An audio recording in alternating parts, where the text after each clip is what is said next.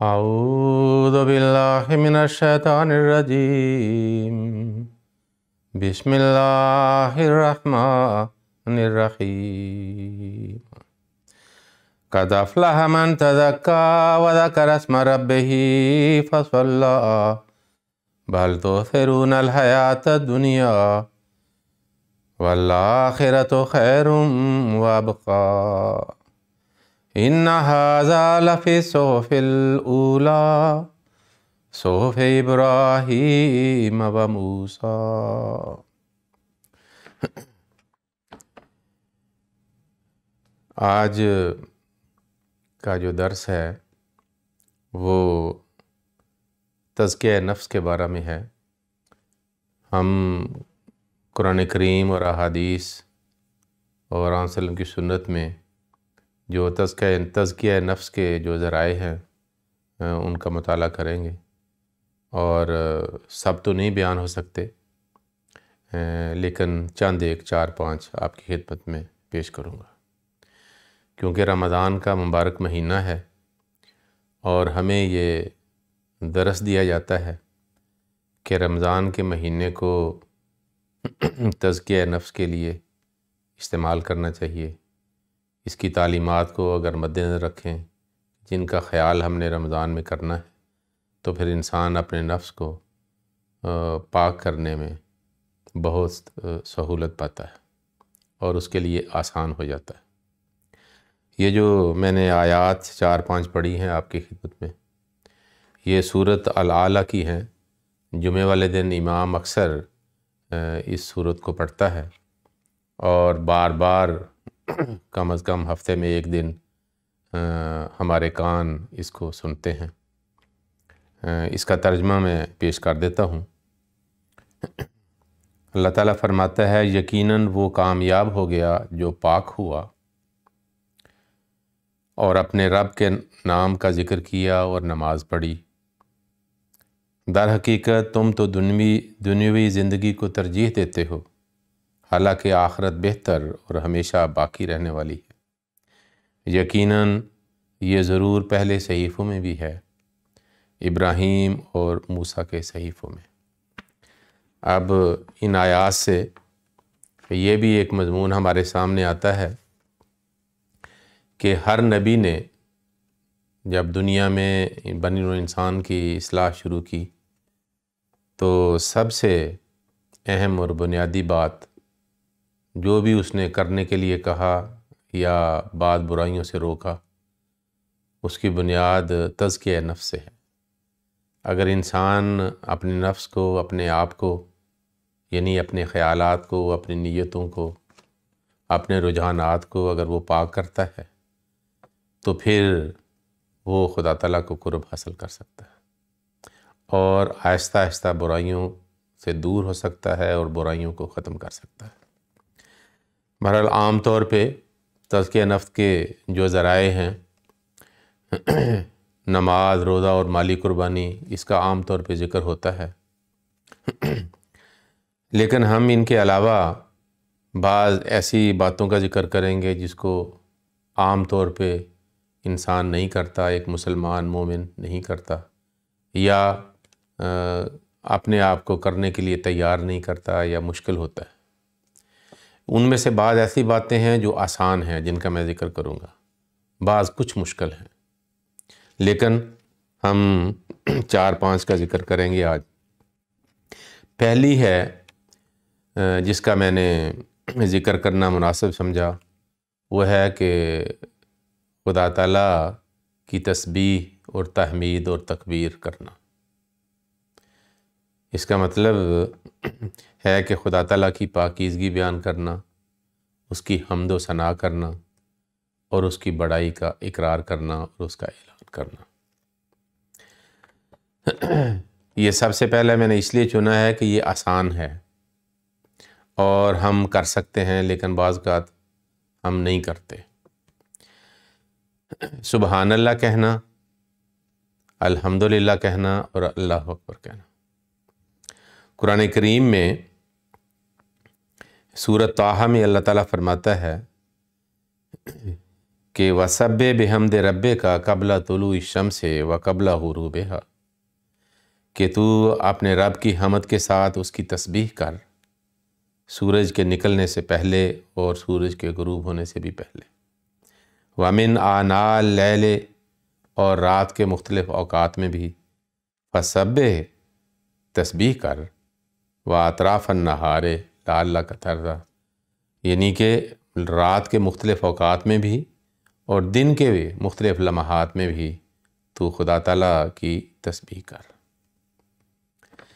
گویا کہ اللہ تعالیٰ مختلف طریقوں سے انسان کو سمجھانا یہ چاہتا ہے کہ خدا تعالیٰ کی سبوحیت کو، اس کے پاک ہونے کو، اس کے سبحان ہونے کو انسان کو چاہیے کہ وہ لازم کر لے کہ اس کا ذکر کرے، دن کے مختلف حصوں میں بھی، رات کے مختلف حصوں میں بھی۔ پھر سورۃ قاف میں اللہ تعالیٰ فرماتا ہے فَسَبِّحْ بِحَمْدِ رَبِّكَ قبل طلوع الشمس و قبل الغروب، کہ سورج کے طلوع ہونے اور غروب ہونے سے پہلے اپنے رب کی حمد کے ساتھ اس کی تسبیح کر، وَمِنَ اللَّيْلِ، اور رات کے وقت بھی فَسَبِّحْ، ہو اس کی تسبیح کر، وَأَدْبَارَ السُّجُودِ، اور سجدوں کے بعد بھی۔ سجدے سے مراد یہاں نماز ہم لے سکتے ہیں۔ ہمیں احادیث میں یہ ذکر ملتا ہے کہ حضرت صلی اللہ علیہ وسلم نے نصیحت کی کہ سبحان اللہ کہا جائے، الحمدللہ کہا جائے، اللہ اکبر کہا جائے۔ ایک روایت ملتی ہے کہ جب حضرت فاطمہ رضی اللہ تعالیٰ عنہ نے دوسرے لوگوں کی طرح حضور صلی اللہ علیہ وسلم سے فرمائش کی کہ اس کو بھی خادم دے دیں جس طرح دوسرے لوگوں کو دیا ہے، تو حضرت صلی اللہ علیہ وسلم نے اپنی جگر کے گوشے کو جو جواب دیا وہ بہت ہی عظیم الشان ہے۔ عام طور پہ دنیا میں جو زیادہ قریبی ہوتا ہے اس کو دنیاوی آسائش دینے کا انسان سوچتا ہے، صحیح طریقہ بھی ہو، بے شک اس کا حق ہو یا ناحق بھی ہو، تو پھر انسان اس کو وہ سہولت دلوانے کی کوشش کرتا ہے۔ لیکن حضرت صلی اللہ علیہ وسلم سے جو جسمانی رشتے تھے ان میں سے سب سے زیادہ قریب حضرت فاطمہ رضی اللہ تعالیٰ عنہ تھی، اور سب جانتے ہیں کہ ایسا ہی تھا۔ باہر سے آتے تھے تو سب سے پہلے نماز وغیرہ 2 نفل ادا کر کے آپ حضرت فاطمہ کے گھر جاتے تھے اور اس کو اپنی جگہ بٹھاتے تھے اور وہ آپ کو اپنی جگہ بٹھاتی تھی، ماتھے پہ بوسہ کرتے تھے اور حضرت صلی اللہ علیہ وسلم کا وہ بھی ہاتھ چومتی۔ بہرحال لیکن جب حضرت فاطمہ نے یہ نوکر والی بات کی تو فرمایا اتق اللہ یا فاطمہ، اے فاطمہ اللہ کا تقوی اختیار کر، وادی فریضۃ رب کا، بجائے یہ آسائش مانگنے کے اپنے رب کے فریضہ کو ادا کر، وعمل عمل اہل کا، اور اعمال بجا لاؤ، فائدہ اخذت مضجعے کے، جب تو اپنا بستر پکڑ یعنی سونے کے لیے جب جاؤ، فسبی و احمدی و کبری، تو اس وقت سبحان اللہ کہا کرو، الحمدللہ کہا کرو، اللہ اکبر کہا کرو 33 دفعہ۔ ایک اور روایت آتی ہے کہ بعض غریب صحابہ اس کوشش میں تھے کہ وہ قربانیاں نہیں کر سکتے، کس طرح وہ تلافی کر سکتے ہیں، اقتصادی لحاظ سے وہ غریب تھے۔ آن سلم نے ان کو یہ بتایا کہ تم ہر نماز کے بعد 33 دفعہ سبحان اللہ، 33 دفعہ الحمدللہ، 34 دفعہ اللہ اکبر کہا کرو، تو یہ تمہیں اتنا ہی ثواب دلوا دے گی۔ بعد میں وہ صحابہ کو جب پتہ لگا جو امیر تھے، جو قربانیاں کرنے والے تھے، انہوں نے بھی یہ شروع کر دیا، گویا کہ نیکیوں میں ایک دوڑ تھی۔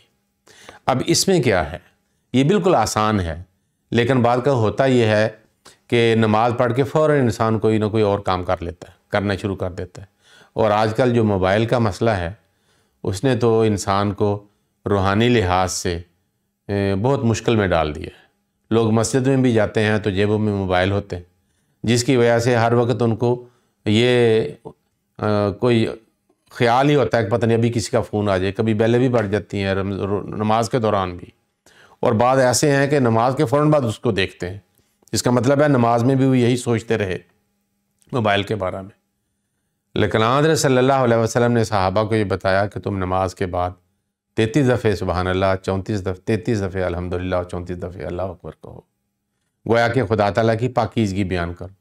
اب نماز پڑھی ہے، نماز میں بار بار انسان سبحان اللہ پڑھتا ہے، بار بار اللہ اکبر کہتا ہے اور خدا تعالیٰ کی حمد بھی کرتا ہے، اس کے باوجود انسان کیا ہے، تھوڑا سا کوئی اچھا کام کر لیتا ہے یا نیکی کر لیتا ہے، وہ سمجھتا ہے میں بڑا پاک ہو گیا ہوں، وہ سمجھتا ہے میں بہت بڑا ہو گیا ہوں، وہ نیکی کر کے یہ سمجھتا ہے یا دین کی خدمت کر کے سمجھتا ہے کہ لوگ میری عزت کریں اور میری تعریفیں کریں۔ تو اللہ تعالیٰ نے گویا کہ آن وسلم کی توسط سے ہمیں یہ سکھایا ہے کہ ابھی تم نے نماز پڑھی ہے، گویا کہ کوشش کی ہے تاکہ تم پاک ہو جاؤ، تاکہ خدا تعالیٰ کا قرب حاصل کر جاؤ، تاکہ تم خدا تعالیٰ کی حمد و ثنا کرو اور اس کی بڑائی بیان کرو۔ اللہ تعالیٰ کو پتہ تھا کہ ہو سکتا ہے نماز پڑھنے کے بعد انسان کے دماغ میں یہ بات آ جائے کہ میں پاک ہو گیا ہوں، میں بڑا ہوں، دوسروں سے زیادہ بہتر ہوں، میری تعریف کرنی چاہیے، میں قابل تعریف ہوں کیونکہ میں نے اچھا کام کیا ہے۔ تو سکھایا نہیں، پاک اللہ ہی ہے، سبحان اللہ کہو، بار بار کہو، تاکہ اپنی پاکیزگی جو ہے کا خیال جو ہے وہ دب جائے، ختم ہو جائے، فنا ہو جائے، اور اللہ تعالیٰ کی پاکیزگی تمہاری زبان کے اوپر ہو۔ پھر الحمدللہ کہو کہ قابل تعریف خدا کی ذات ہے، انسان نہیں ہے۔ جتنا جتنا خدا کے ساتھ تعلق ہو وہ ہو جاتا ہے، لیکن انسان خود اپنے آپ کو قابل تعریف سمجھ لے، جس سے دنیا میں بھی فساد پڑتا ہے۔ تو فرمایا بار بار کہو کہ الحمدللہ، پھر انسان اپنے آپ کو بڑا کر سمجھنا شروع کر دیتا ہے۔ تو اللہ تعالیٰ اصل میں فرمایا کہ نہیں، بار بار کہو کہ اللہ بڑا ہے، میں بڑا نہیں ہوں، تاکہ اپنی پاکیزگی، اپنے قابل تعریف ہونے کا خیال اور اپنی بڑائی کا خیال جو ہے وہ اس کا کلا کم ہو جائے، کہ بار بار کہو، ہر نماز، فرض نماز کے بعد کہو۔ ہمیں چاہیے کہ ہم نمازوں کے بعد ایسا ضرور کریں، گھروں میں بھی اگر نماز پڑھیں تو خود بھی اس پر عمل کریں اور اپنے گھر والوں کو، اپنے بچوں سے بھی عمل کروائیں، ان کی تربیت کریں کہ نماز کے بعد ہم نے یہ کہنا ہے۔ اس طرح پھر نماز بھی انسان ذرا تسلی سے سوچ سمجھ کے پڑھتا ہے، جلدی جلدی نہیں پڑھتا، اور خیال بھی ہو کہ نماز کے بعد میں نے کیا کرنا ہے، تو یہی ہے کہ تسبیح کرنی ہے، بجائے اس کے کہ میں نے فوراً ٹیلی ویژن لگا دینا ہے، میں نے فوراً کھانا کھانا ہے، میں نے فوراً موبائل کو دیکھنا ہے، انٹرنیٹ کو دیکھنا ہے، جو نماز کے اندر ہی پھر اس طرح کے خیالات پیدا ہوتے ہیں۔ اگر تسبیح اور تحمید اور تکبیر کہنے کی عادت پڑ جائے تو پھر انسان کو دماغ میں یہ خیال آئے کہ میں نے نماز کے بعد کیا کرنا ہے، تو یہی آئے گا نا، میں نے تسبیحات کرنی ہے، تو کم از کم نماز برے خیالات سے رک جائے گی، اور یعنی کہ پاک ہو جائے گی، اور ہمیں اس کا فائدہ ہوگا۔ پھر انسان سوچتا ہے کہ میں نے خدا سے تعلق کرنا ہے، تو اپنے آپ کو بھی انسان کو پاک کرنے کی کوشش کرنی چاہیے، مجاہدہ کرنا چاہیے، محنت کرنی چاہیے۔ دوسرا ہے ذکر الہی۔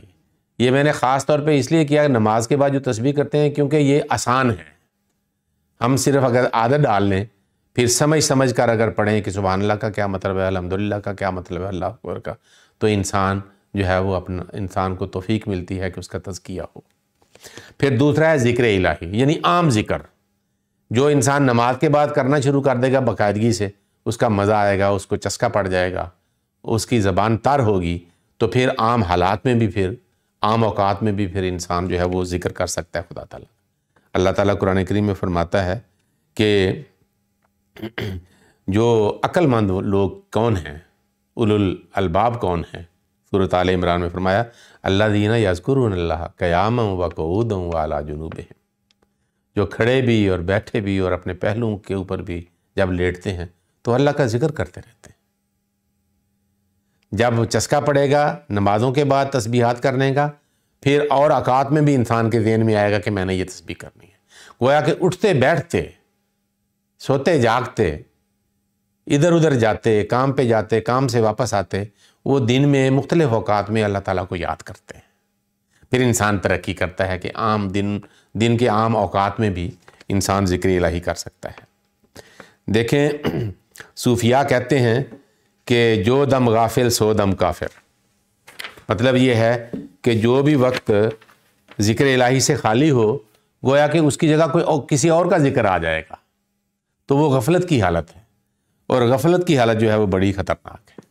لیکن جس طرح اللہ تعالیٰ نے قرآن کریم میں فرمایا ہے کہ بار بار ذکر کیا جائے، مختلف اوقات میں ذکر کیا جائے، تو ہم ذکر کر سکتے ہیں۔ بعض اوقات ہمارے ذہن میں نہیں آتا کہ ذکر الہی کیسے کرنا ہے۔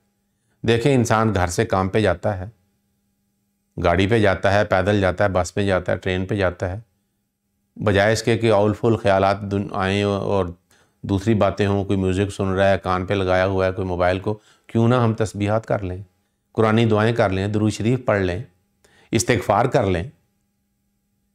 इसी तरह घर में ख़वातीन काम करती हैं, घर का सफाई करती हैं, कपड़े धोती हैं, बर्तन धोती हैं, खाना पकाती हैं, वो ज़िक्र इलाही कर सकते हैं मुख्तलिफ़ किस्म का।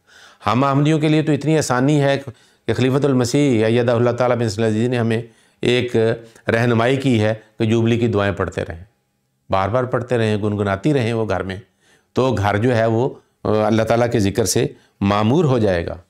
देखें हज़रत सल्लल्लाहु अलैहि वसल्लम ने फरमाया कि मसलुल्लज़ी यज़कुरु रब्बहु वल्लज़ी ला यज़कुरु रब्बहु मसलुल हय्य वल मय्यत। जो अल्लाह का ज़िक्र करता रहता है वो ऐसे है जैसे ज़िंदा है, और जो अल्लाह का ज़िक्र नहीं करता वो ऐसे है जैसे मुर्दा है। बल्कि एक और रिवायत ये है कि वो घर जिसमें अल्लाह का ज़िक्र होता रहता है वो ज़िंदगी से मामूर है, और वो घर जहाँ अल्लाह का ज़िक्र नहीं होता वो तो मुर्दा घराने की तरह है, जिसमें ज़िंदगी का कोई हिस्सा ही नहीं है, गोया कि मुर्दनी छाई हुई है। तो इसलिए ज़िक्र इलाही तो हर लम्हे हो सकता है। हज़रत सल्लल्लाहु अलैहि वसल्लम इसीलिए फरमाया कि तुम रियादुल जन्नत, जन्नत के बागात में चरो फिरो। लोगों ने पूछा कि वो क्या होता है? फरमाया वो ज़िक्र इलाही है। जब ज़िक्र इलाही करते हो गोया कि तुम जन्नत में फिर रहे हो, जन्नत के बागात में सैर कर रहे हो। इसलिए ज़िक्र इलाही जो है ये बहुत अहमियत रखता है और इंसान को खुदा ताला का कुर्ब जो है वो अता करता है। देखिए हज़रत सल्लल्लाहु अलैहि वसल्लम की सुन्नत ये है कि आप जब भी कोई काम करते थे तो आप खुदा ताला के नाम लेके दुआ करते थे। इसलिए अल्लाह ताला ने आपको ज़िक्र रसूला करार कहा है कि आप मुजस्सम ज़िक्र हैं। चलते फिरते, उठते बैठते, सोते जागते, रात को भी जब उठते थे तो मुंह से खुदा ताला का ज़िक्र ही लोग सुनते थे, आपके अज़वाज मुताहरात और दूसरे लोग। तो इसलिए हम जो है ज़िक्र इलाही को कर सकते हैं सिर्फ़ अगर हम अपने आप को ढाल लें। ख़ास तौर पे हज़रत सल्लल्लाहु अलैहि वसल्लम का तरीक़ था कि सोते वक़्त ज़िक्र करते थे। हम भी सोते वक़्त सूरत फ़ातिहा पढ़ सकते हैं, उसके बाद आयतुल कुर्सी पढ़ सकते हैं, फिर आखिरी जो 3 कुल हैं वो पढ़ लें, फिर दुरूद शरीफ पढ़ लें ताकि दुआ हमारी जो है वो कबूल हो, और फिर सोने की दुआ अल्लाहुम्मा बिस्मिका अमूतु व अहया, तेरे नाम से ले लेकर हम मरते हैं, तेरे नाम से ही जिएंगे।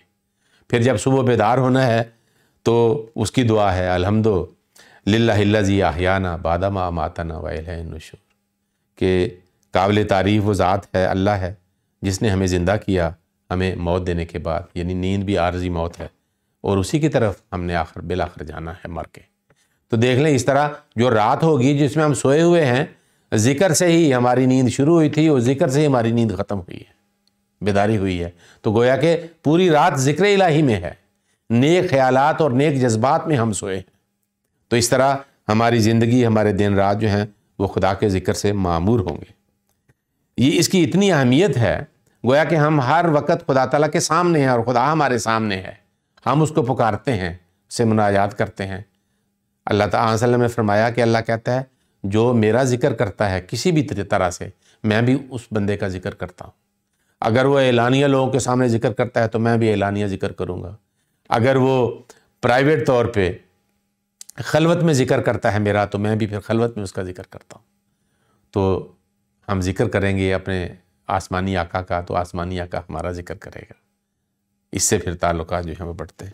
इसीलिए अल्लाह ताला ने कुरान करीम में तरगीब दी है कि या अल्लज़ीना आमनू उज़्कुरुल्लाह ज़िक्रन कसीरा, तुम उसका बहुत ज़िक्र किया करो। फिर फरमाया कि वो लोग जो खुदा ताला का ज़िक्र करते हैं, जिन घरों में वो रहते हैं उन घरों में वो नूर होता है, और ऐसे वो जवां मर्द हैं रिजालुन ला तुल्हिहिम तिजारतुन वला बैउन अन ज़िक्रिल्लाह, कि ज़िक्र अल्लाह के ज़िक्र से कोई तिजारत, कोई ख़रीदो फ़रोख्त, कोई दुनियावी जो काम है या कोई मादी मनफत जो है उनको ज़िक्र इलाही से नहीं रोकती। वो हर वक्त खुदा ताला के ज़िक्र में रहने की कोशिश करते हैं, करने की कोशिश करते हैं। तीसरा तरीका जो है तज़किया नफ्स का, वो है ख़ुद एहतसाबी। हज़रत सल्लल्लाहु अलैहि वसल्लम ने रमज़ान के हवाले से फरमाया कि जो शख्स रमज़ान की रातों को इबादत करता है और फिर अपना एहतसाब करता रहता है तो उसके तमाम पुराने गुनाह बख्शे गए। एहतसाब का मतलब क्या है? یہ کہ انسان اپنے آپ کو دیکھے۔ لیکن عام طور پہ ہم لوگ کیا کرتے ہیں، دوسروں کی آنکھ کا شتیر بھی ہمیں نظر آتا ہے لیکن اپنی آنکھ کا تنکا بھی نظر نہیں آتا۔ حالانکہ ہمیں چاہیے کہ ہم اپنے آپ کو دیکھیں۔ جس طرح کسی نے کہا ہے تجھے پرائی کیا پڑی اپنی نبیڑ تو۔ خدا تعالیٰ کے حضور مرنے کے بعد تو ہر کسی کو اپنا اپنا پڑا ہوا ہوگا، کوئی کسی کے کام نہیں آئے گا، ہر کوئی دوسرے ہر تعلقات کو توڑ کے یعنی کہ اپنے معاملات کو ٹھیک کرنے کے لیے بھاگ دوڑ میں لگا ہوا ہوگا۔ اس لیے ہمیں چاہیے کہ ہم خود احتسابی کی عادت ڈالیں کہ میں نے جو کیا ہے کیا مجھے کرنا چاہیے تھا یا نہیں کرنا چاہیے تھا۔ اگر مجھے نہیں کرنا چاہیے تھا پھر میں نے کیوں کیا، مجھے دکھ ہونا چاہیے، تکلیف ہونی چاہیے، مجھے برا لگنا چاہیے، اپنے آپ کو کوسنا چاہیے کہ میں نے یہ کیوں کیا ایسا۔ اور جو کرنا چاہیے اگر نہ ہو سکا تو پھر بھی اپنے آپ کو بلیم دینا چاہیے کہ مجھے یہ نیکی کرنی چاہیے تھی۔ کبھی خیال آتا ہے نیکی کرنے کا، انسان نہیں کرتا۔ مختلف قسم کی رستے میں رکاوٹیں پڑ جاتی ہیں، کبھی تعلقات کی، کبھی ناراضگی کی، کبھی بغض کینے کی۔ تو اس لیے انسان کو چاہیے کہ دیکھے کہ کون کون سے کام میں کر سکتا تھا میں نے نہیں کیے، اور کون کون سے کام مجھے نہیں کرنے چاہیے تھے میں نے کیے ہیں، میں نے کیوں کیے ہیں۔ اور انسان کو وہ برا لگے، اس سے گھن آئے، نفرت پیدا ہو کہ میں نے یہ برے کام کیوں کیے ہیں۔ اس طرح خود احتسابی کرنے سے انسان کیا کرے گا کہ انسان کی نیکیاں بڑھتی چلی جائیں گی اور برائیاں اور گناہ جو ہے وہ کم ہوتے چلے جائیں گے۔ اور جتنا یہ پروسیس چلتا جائے گا اتنا ہی وہ خدا تعالیٰ کے قریب ہوتا چلا جائے گا، کیونکہ وہ پاک ہوتا چلا جائے گا۔ جس کی برائیاں کم ہو رہی ہوں اور نیکیاں زیادہ ہو رہی ہوں اور اسی جذبے سے وہ چلتا رہے تو اس کا تزکیہ نفس جو ہے ساتھ ساتھ ہوتا چلا جاتا ہے۔ اور رمضان اس کے لیے ایک بہت اچھا جو ہے وہ موقع ہے۔ اسی لیے حضرت صلی اللہ علیہ وسلم نے فرمایا کہ من عرف نفسہ فقد عرف ربہ، جس نے اپنے آپ کو پہچان لیا کہ میں کس پانی میں ہوں تو گویا کہ اس نے اپنے خدا کو پہچان لیا۔ اسی سے پھر نفس امارہ سے انسان نفس لوامہ کی طرف جاتا ہے، نفس لوامہ سے پھر نفس مطمئنہ کی طرف چلا جاتا ہے۔ چوتھی جو بات ہے تزکیہ نفس کے لیے وہ ہے تہجد کی نماز۔ اب آپ نے تسبیحات سے شروع کیا، وہ آسان ہے، پھر ذکر الہی سے شروع کیا جو زیادہ یعنی کہ کچھ مشکل ہے، پھر اس کے بعد اس کی عادت پڑ جائے تو انسان سوچنا شروع کر دیتا ہے کہ خدا پاک ہے، مجھے بھی پاک ہونے کی کوشش کرنی چاہیے، مجاہدہ کرنی چاہیے۔ اس کے بعد پھر تہجد کی نماز ہے، پانچوں نمازیں تو ویسے ہی انسان پڑھتا ہے۔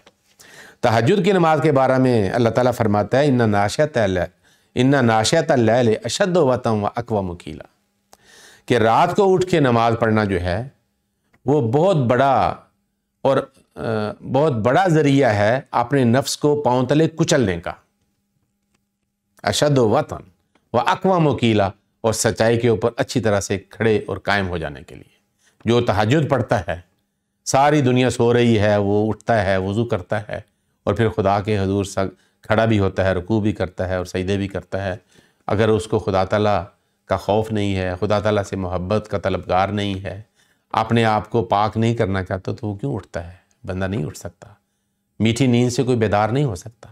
اس لیے یہ بہت عظیم و شان ذریعہ ہے اپنے نفس کو کچلنے کا، محاسبہ کرنے کا، اس کو تزکیہ کرنے کا۔ اس لیے اللہ تعالیٰ نے سورت بنی اسرائیل میں فرمایا وَمِنَ اللَّيْلِ فَتَہَجَّدْ بِهِ نَافِلَةً لَكَ، کہ رات کو اٹھ کے خدا تعالیٰ کے حضور عبادت کرنی جو ہے یہ ایک نافلہ ہے، یعنی اضافی عبادت ہے۔ یعنی گویا کہ وہ فرض نمازیں بڑی توجہ سے ادا کرتا ہے، اس سے بڑھ کے وہ نفل بھی ادا کر رہا ہے، اور اسی سے مقام محمود اللہ تعالیٰ کہتا ہے کہ اس کو عطا ہوتا ہے، کیونکہ یہ اپنی مرضی سے ایک نفل عبادت جس کو حضرت صلی اللہ علیہ وسلم نے ہمیشہ ادا کیا اس کے بارے میں آتا ہے۔ اور احادیث میں بھی ذکر آتا ہے کہ صالحین کی یہ صفت ہے، احادیث میں آتا ہے کہ وہ پرانی امتوں میں بھی جو صالحین لوگ تھے وہ تہجد ادا کیا کرتے تھے۔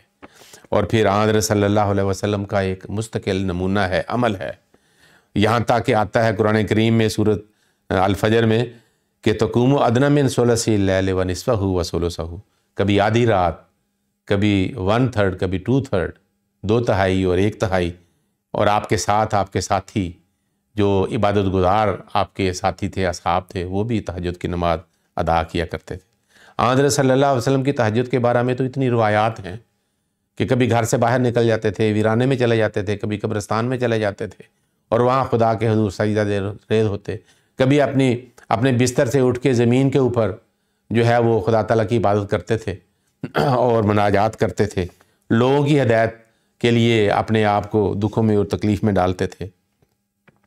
اور اسی لیے حضرت مسیح موعود علیہ السلام نے اس بات کو بڑا اہم لیا ہے، اور آپ نے فرمایا ہے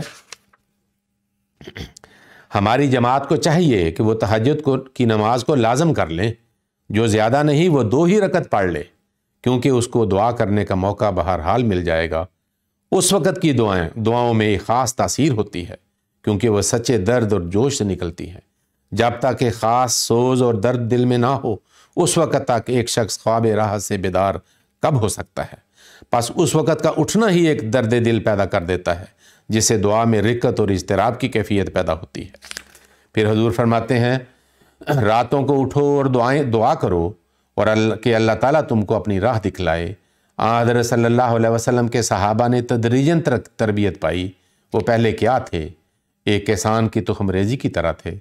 پھر حضرت صلی اللہ علیہ وسلم نے آپ پاشی کی، آپ نے ان کے لیے دعائیں کیں، بیج صحیح تھا اور زمین عمدہ، تو اس آپ پاشی سے پھل عمدہ نکلا۔ جس طرح حضور علیہ السلام چلتے اسی طرح وہ چلتے، وہ دن کا یا رات کا انتظار نہ کرتے تھے۔ تم لوگ سچے دل سے توبہ کرو، تہجد میں اٹھو، دعا کرو، دل کو درست کرو، کمزوریوں کو چھوڑ دو اور خدا تعالیٰ کی رضا کے مطابق اپنے قول و فعل کو بناؤ۔ اللہ تعالیٰ ہمیں اپنا تزکیہ نفس کرنے کی توفیق عطا کرے، اور ہمیں اللہ تعالیٰ خود اپنے ہاتھ سے پاک کرے تاکہ ہم اس کا قرب حاصل کر سکیں اور عبادات بجا لا سکیں۔